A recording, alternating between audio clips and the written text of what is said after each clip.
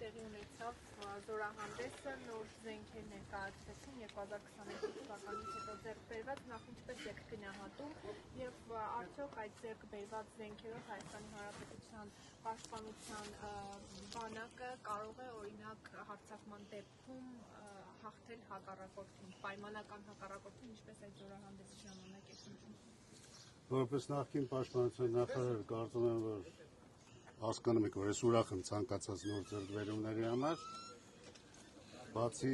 նոր ձեռքբերումներ նաև եղել են սպառազինություն, որը որ ձեռք է բերվել նաև իմ պաշտոնավարման ժամանակ եւ ներկրվել է բավականին դժվարություններով իմ պաշտոնավարման ժամանակ շատ բաներ ներկայացված չէին, գնահատական տալ, թե ինչքանով է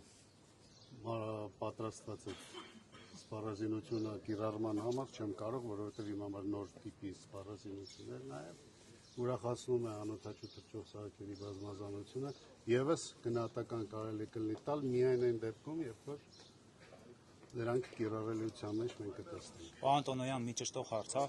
քանի որ հատկապես վերջին շրջանում այս քարոզարշավի ընթացքում պարբերաբար իշխանության ներկայացուցիչները, ԿՊԱ-ականները անդադ նշում են, որ Սամվել Կարապետյանը 44-օրյա պատերազմի ժամանակ սահմանափակվել է, բավարարվել է միայն կողմերին այդպես հորդորելով, էլի կոչ անելով դադարեցնելու պատերազմը, եւ այս հայտարարություններին վերջերս շաբաթներ առաջ, եթե չեմ սխալվում, Նարեկ Կարապետյանն էր անդրադարձել, ասել էր, որ այդ ժամանակվա պաշտպանության նախարարին, ձեզ պարոն Տոնոյան, առիթ լինելու դեպքում հետաքրքրվենք հարցնենք, թե ինչ է արել Սամվել Կարապետյանը 44-օրյա պատերազմի ժամանակ։ Եվ ձեր մեկնաբանությունը։ Ես լսել եմ Նարեկ Կարապետյանի, ինչպես նաև Սամվել Կարապետյանն այդ հարցը բարձրացրել, նախկին պաշտպանության նախարարին գնացեք հարցրեք, թե ինչ է կատարվել։ Որպես երևի բոլորդ գիտեք, տեղյակ եք, ես կասկածում եմ, չեք էլ կասկածում, որ ես միշտ զսպվածություն եմ ցուցաբերում սենսիտիվ հարցերի վերաբերյալ պատասխաններ տալու, ինչ որ վերաբերել է պաշտպանության նախարարության, պաշտպանական համակարգին կամ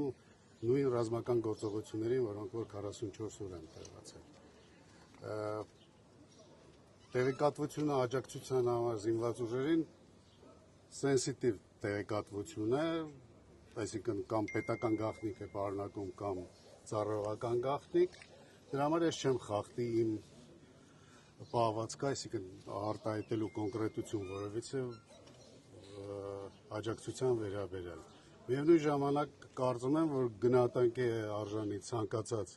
բարեգործություն ու աջակցությունը զինված ուժերին, որոնք որ իրականացվել է մասնավորապես 44 օրյա ժամանակ եւ մասնավորապես բոլոր անհատների եւ կազմակերպությունների կողմից։ Դա հավաքական մի ներուժ էր, որը որ պաշտպանության նախարարության զինված ուժերի օգուտ է եղել։ Մասնավորապես նաեւ Սամվել Կարապետյանի աջակցությունը, որը որ բավականին էական եւ բազմազան է եղել է մինչեւ 2018 թիվը, եղել է 2018 թվականից մինչեւ ռազմական գործողությունները եւ հուսով եմ, որ հիմա է դա։ Նա բազմազան եւ էական է եղել, բազմակողմանի եւ էական է եղել եւ իր կարծում եմ բոլորը հասկանում եք իր կարողությունների շրջանակում կարելի է գնահատել բավականին օգտակար։ Պարոն Տոնոյան, ներողություն։ Ներեցեք, կարող եք ուղղությունը նախ խնդրում եմ ասեք, այսինքն եղել է սպառազինություն, բայց ես սկզբից ասել եմ, չէ, որ դա ես մանրամասների մասին չեմ խոսի։ Այդ ամեն ինչը գրանցված է պաշտպանության նախարարությունում, չեմ կարծում, որ ձեզ կտրամադրվի այդ տեղեկատվությունը եւ չի տրամադրվի նաեւ իմ կողմից, որևիցե մեկի աջակցությունը, ոչ միայն Սամվել Կարապետյանի։ Բայց ես նաեւ ասացի, որ էականն է եւ բազմակողմանի է։ Պարոն Տոնոյան, ներեցեք մեկ հարց է։ Իսկ դուք համաձայնեք իշխանություններին։ Այո, բավարարված եմ, եթե դա հրապարակային ինֆորմացիա չէ, ինչ կարող եմ անել։ Պարոն Տոնոյան, հարցս հետևյալն է։ Նախ ուժեղ Հայաստանի ներկայացուցիչը Նարեկ Կարապետյանը նաև ասում էր, որ կան զենքերի մեջ անհամապատասխանություններ եւ այդ անհամապատասխանությունը վաղը մյուս օր մեզ համար լուրջ խնդիր է դառնալու։ Նախ դուք համաձայն եք դրա հետ եւ եթե կան անհամապատասխանություններ, ինչ է սպասվում։ Իհարկե օրհասական ճակատագրական պահի մասն է խոսքը։ Եվ երկրորդը դուք համաձայն եք մեկնաբանություններին կամ գնահատականների ոչ մի ձևով չեմ, որ դրանք մասնագիտական մակարդակ չունեն։ Ես չգիտեմ իրենց ով է խորհուրդ տալի կամ ով է իրենց ասում, որ լավ է կամ վատ է կամ ինչ խնդիրներ կլինեն։ Իսկ դուք որպես կառույց ժամանակին կառավարող անհատ ինչ է կարծում, կա այդպիսի Շատ բաներ ես չի անի, շատ բաներ առավել կան։ Առավել քան կա։ Իսկ բանակի որ լավ Զինված ուժերի զինանշանը եւս փոփոխության է ենթարկվել։ Դա տեսել եք եւ ձեր կարծիքը դրա վերաբերյալ փոփոխության մասին պաշտպանության նախարարությունը հայտնել է, որ ըստ էության մեր մարտունակ բանակի ոգին չի արտահայտում։ Ով է ասել։ Պաշտպանության նախարարության Այսինքն տեսեք, նախկին զինանշանը դեռևս եթե չեմ սխալվում 2016-ին միջգերտ կարող եք ստուգել, այսպես ասած Google-ը հիշում է։ Պաշտպանության նախարարությունը շատ բաց հրապարակային հանձնաժողով ստեղծեց, ձևավորեց միջգերտիչական, ներգրավմամբ տարբեր եւ նկարիչների, եւ գերալդիստների, քանի որ իրականում մեր զինանշանը ուներ խնդիրներ, հերալդիկ խնդիրներ։ Եվ այդ փոփոխությունը դրված էր մեր առջև, ես այդ հանձնաժողովը նախագահել եմ։ Արդյունք ենք ունեցել ենք զինանշան, որը որ հետագայում որակվեց որպես ոչ զինանշան եւ պաշտպանության նախարարության, եթե չեմ տա, հրամանով ներգրաված է եւ իջև հիմա պաշտպանության նախարարությունում կարծեմ կիրառում են թեւավոր այրուց է։ Բայց հիմա այս նոր Նորի վերաբերյալ չեմ կարող ես ձեզ իմ գնահատականը տալ, որովհետեւ ճաշակին ինքեր չկա, ամեն դեպքում եթե դա ընդունված է եւ կիրառության մեջ է, պետք է ուղղակի ընդունենք ոնց որ կա։ Պարոն Տոնյան, թեև ասացիք, որ փակ է ինֆորմացիան հրապարակման ենթակա չէ, սակայն խնդրեմ հաստատել կամ հերքել տեղեկությունը, որ մասնավորապես 44 օրյա պատերազմի ժամանակ Սամվել Կարապետյանի օգնությունը բանակին, մասնավորապես սնունդի հետ կապված, ամբողջը հենց իրենք են ապահովել զինվորներին, ամբողջ հենց 44 օրյա պատերազմի սկզբից մինչև վերջ։ Այո ջան, ես նշեցի, որ ամբողջ աջակցությունը եղել է համապարփակ, այսինքն ես չեմ կարող ասել կոնկրետ որ ուղղությամբ է դա կիրառվել, բայց որ կիրառվել է դա հաստատ է։ Եվ զինված ուժերը օրեկան տարբեր գնահատականներով, նաև ֆինանսիստների գնահատականներով օրեկան ծախսել է 3-ից 30 միլիոն դոլար մոտավորապես պատերազմի ընթացքում։ Օրեցօր փոփոխվել է դա։ Հիմա այն աջակցությունը, որը որ կատարվել է տարբեր աջակիցների կողմից, հնարավոր է մի մաս ուղղվել է ինչ-որ մի բանի կազմակերպման, ինչ-որ մի բանի գնման, չեմ ուզում կոնկրետացնեմ, որովհետև դա, եթե ես կոնկրետ ասեմ, որ օրինակի համար սննդի վրա է ծախսվել, դա կիսա ճշմարտություն կլինի, դա ճիշտ չէ։ Պարոն Տոնոյան,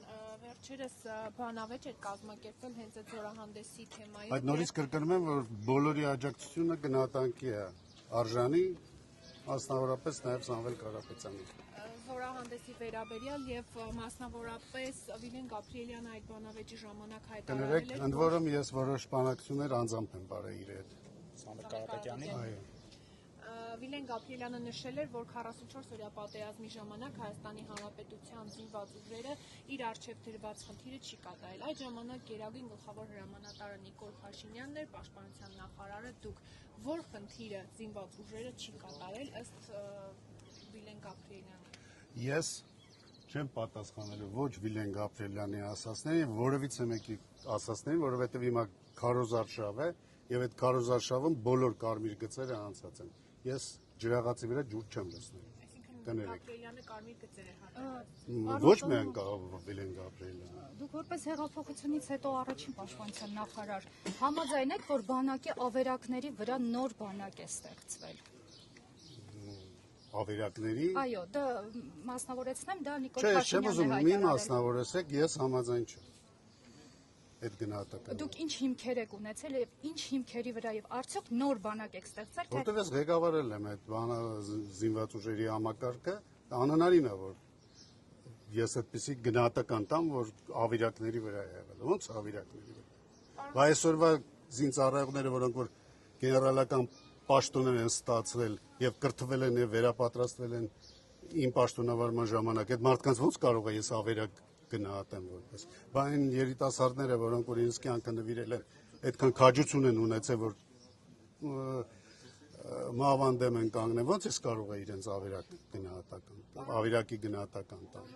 Անցանք առաջ է։ Խոսույթին կուղեմ նաև Դրա համար ասում եմ մի գնացեք, ինձ մի մցրեք այդ կամ հիմա դադարեցնում ենք, ինձ մի մցրեք այդ նախընտրական վառապաշարի մեջ։ Չէ, խնդրեմ անդրադառնալ այն խոսույթին, որ Նիկոլ Փաշինյանի եւ ոչ միայն իշխող ուժի կողմից խոսվում էր այն մասին, որ ինչու չեն զոհվել արցախցիներ, հետո իրենց խոսույթը խմբագրեցին նշելով, որ Արցախի ռազմաքաղաքական ղեկավարությանն էր վերաբերում, դուք ընդհանրապես ինչպես եք գնահատում այդ զոհվել, չզոհվելու, ինչու եք դուք ողջ մնացել այդ չեմ ուզում ասել քարոզչական թեզին, ինչպես եք նախ գնահատում այդ ամենը։ Չեմ գնահատում։ Ես նորից կրկնում եմ այդ քարոզարշավի խոսույթը, որ ասում է բոլոր կարմիր գծերը եւ բարոյական եւ պաշտպանությանը վերաբերող անվտանգության վերաբերող հարցերին ես չեմ ընդգրկվելու այդ։ Եւ նաեւ Արշակ Կարապետյանն էր վերջերս հրապարակել վարչապետին ուղղված նամակագրություն եւ նշել էր, որ օգոստոսի 14-ին, եթե ես չեմ սխալվում, թե բանավոր եւ թե այլ կերպ զեկուցել է, որ Ադրբեջանը եւ Թուրքիան պատրաստվում են հարձակման եւ այստեղ պետք է Ռուսաստանի պաշտպանության նախարարության հետ կապի մեջ մտնել։ Դուք այդ ժամանակ Նիկոլ Փաշինյանի հետ քննարկում ունեցել եք այդ տեղեկատվությունը Արշակ Կարապետյանի հաղորդած փորձել եք Ռուսաստանի Դաշնության գործընկերների հետ ճշտել կամ քայլեր։ Ռուսաստանի գործընկերների հետ մենք եղել ենք անմիջական կապի մեջ եւ ես եւ վարչապետը անմիջական կապի մեջ։ Ես ինձ վերաբերող մասով պաշտպանության նախարարի հետ Ռուսաստանի, վարչապետը Ռուսաստանի նախագահի հետ։ Այն գրագրությունը, որի մասին որ դուք գրում եք, հրապարակվել է կամ ինչ որ ասում է Արշակ Կարապետյանը, դա պետք է իրանց հասնել, իրանց գրագրությունն է եղել, որը իմը չգիտես ինչու հրապարակվում։ Իրանք են իրար հետ խոսում։ Ու այդ խոսակցության վերաբերել ես տեղեկ չեմ եղել, բայց արդեն հարցեր ունեմ երկուսին էլ։ Այդ գրագրության վերաբերել։ Իմ հարցերն են։ Ես հիմա հապկի վերաբերել է խոսքը գնում, որ ես հայտարարել եմ, որ հապկից պետք է դուրս գալ։ Շատ հետաքրքիր հայտարարություն է, դրա պատասխանը պիտի տան, թե որտեղից են այդ։ Չնայած դա Արշակ Կարապետյանն է ասել։ Դուք երբևէ նման միտք չեք արտահայտել, այսինքն պնդում եք, ոչ փակ խոսակցություններով, ոչ։ Ես փակի մեջ եմ եղել, հիմա դա խիա բաց է այդ, եթե անգամ փակի մեջ եմ։ Իսկ եթե բաց է եղել, ցույց տվեք ինձ մեկ նմուշ, մեկ տեղ որ դա եղել է։ Ես ձեզ շնորհակալ եմ, երևի ժամանակն է արդեն։ Ես կներեք մի քիչ բան արեցիք ինձ։ Այս գործի։ Ստե ուրա գործը։